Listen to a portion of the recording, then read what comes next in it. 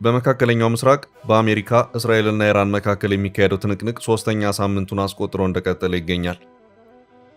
በእነዚህ ጊዜያት ውስጥ ኢራንን ለማንበርከክ የአሜሪካና እስራኤል ጀቶችን፣ ሚሳኤሎችና ድሮኖች ሌት ተቀን እየተረባረቡ ይገኛሉ። በሌላ መልኩ ኢራን በአጸፋዊ ምላሾቿ እስራኤል እና በመካከለኛው ምስራቅ የሚገኙ የአሜሪካ ጥቅሞችን ጨምሮ የአሜሪካን ወታደራዊ ቤዝ ያስተናግዳሉ ያለቻቸውን ሀገራት እያከታተለች መደብደቧን እንደቀጠለች ትገኛለች።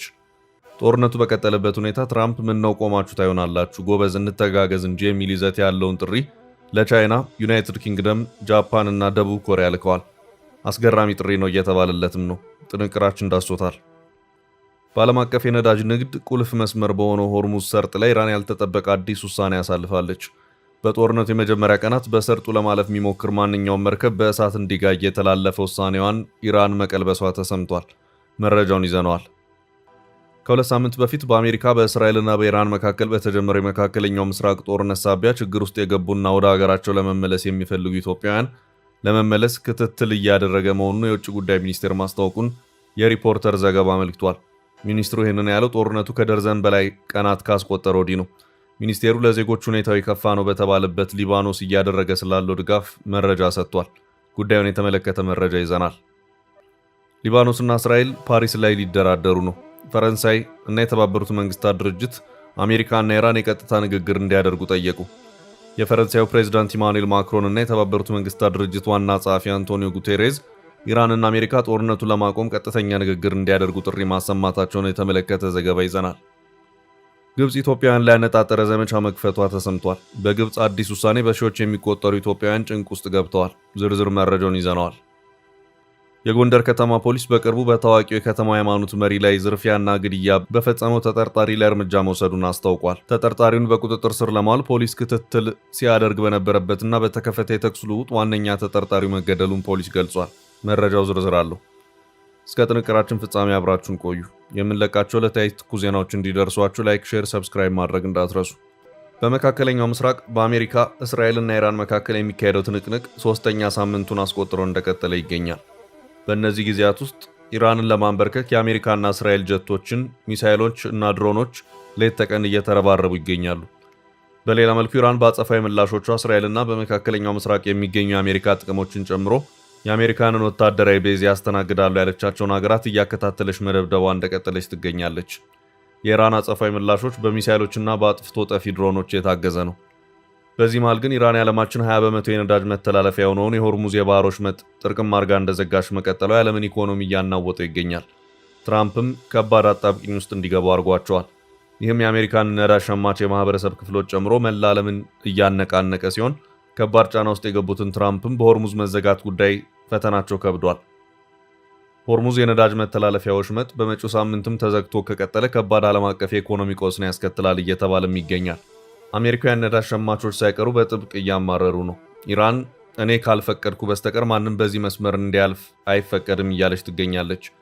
ክልከላውን ችላ ብለው በባህር ወሽመጡ ለማለፍ የሞከሩ 20 መርከቦች ጋይተዋል። በዚህ ረገድ አገራት አሁን ያላቸውን የነዳጅ ክምችት እያወጡ መጠቀም ግድ ብሏቸዋል።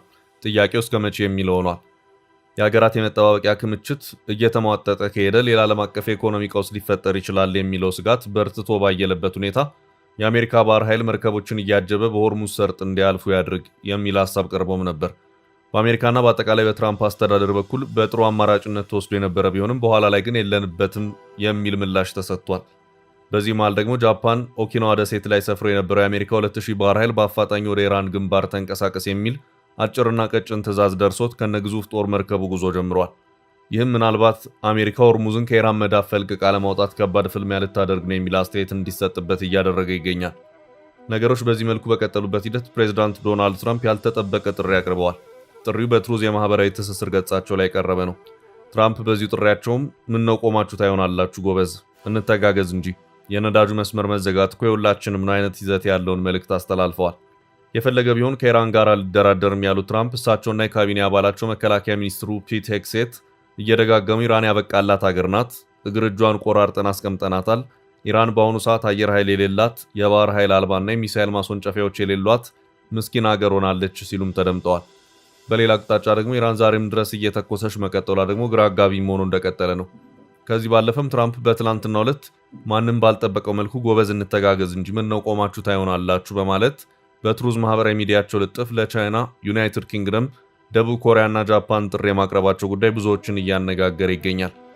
ትራምፕ በዚሁ መልእክታቸውን በመካከለኛው ምስራቅ ዋነኛው የባህር መተላለፊያ የሆነውን የሆርሙዝ ወሽመጥን ለመጠበቅ አገራት የጦር መርከቦችን እንዲያሰማሩ በይፋ ጠይቀዋል።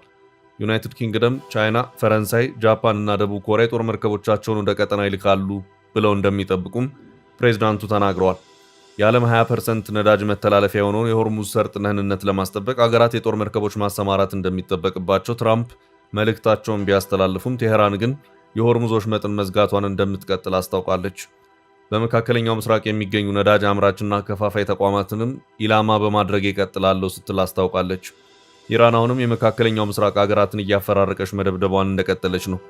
በቅርቡ በአሜሪካ በተደበደበችው ደሴት ጋር በተያያዘም ኢራን ሚሳኤሎቹ የተተኮሱት ከተባበሩት አረብ ኤምሬትስ ዱባይ አቅራቢያ ነው በማለት በአሁኑ ሰዓት የጥቃት ፊቷን ወደ ተባበሩት አረብ ኤምሬትስ አዙራለች። በቀጣይ መረጃ የኢራን ያልተጠበቀ ውሳኔ። በዓለም አቀፍ የነዳጅ ንግድ ቁልፍ መስመር በሆኑ ሆርሙዝ ሰርጥ ላይ ኢራን ያልተጠበቀ አዲስ ውሳኔ ያሳልፋለች። በጦርነቱ የመጀመሪያ ቀናት በሰርጡ ለማለፍ የሚሞክር ማንኛውንም መርከብ በእሳት እንዲጋይ የተላለፈ ውሳኔዋን ኢራን መቀልበሷ ተሰምቷል።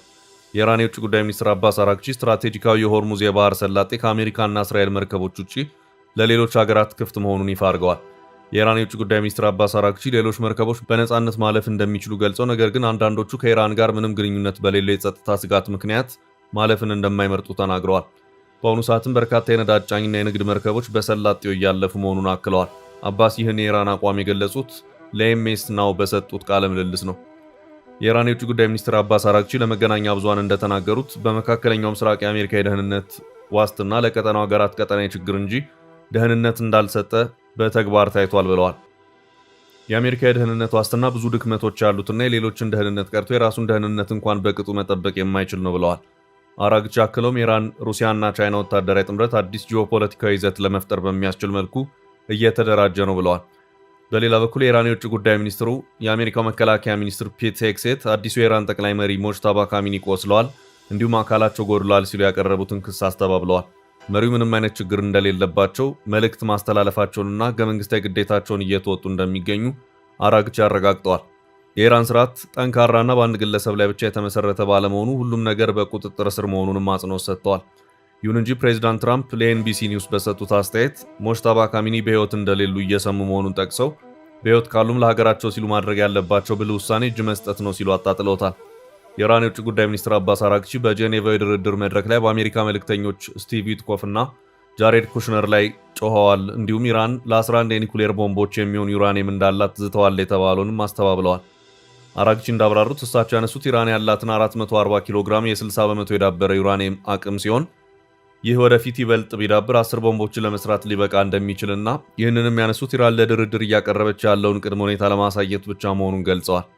ይህንን የአሜሪካ ተደራዳሪዎች በእውቀት ማነስ ወይም የጥቃት እርምጃቸውን ምክንያት ለመስጠት ሲሉ በተሳሳተ መንገድ ተረድተውት ሊሆን እንደሚችልም ጠቁመዋል።